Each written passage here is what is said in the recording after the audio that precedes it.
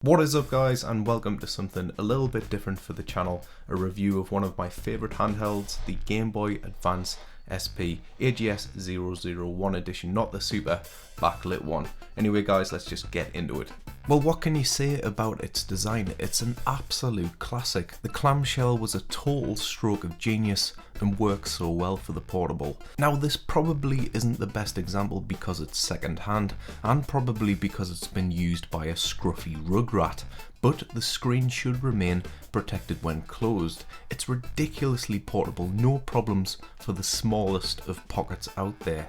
At the top we have a couple of ports, one for charging and the other for peripherals like headphones, because of course there is no 3.5mm port for them, which kinda sucks really because they got that right in the first iteration of the Game Boy.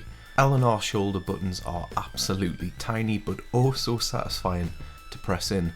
All your details with random bollocks on the back, and it shouldn't be too much of a pain if you wanted to replace that battery. The good old cartridge slot where you can insert not only Game Boy Advance games but old as fuck Game Boy games and Game Boy Color games. Now the SP has a super sensitive volume slider on the left hand side of the device, and on the right is the off on switch and those trusty or faulty, in my case, battery lights.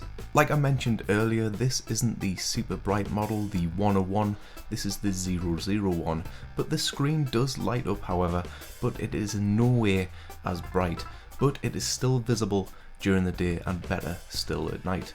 Of course you have the choice to change the aspect ratio, but I tend to leave it filling the screen even though Game Boy games tend not to look as good.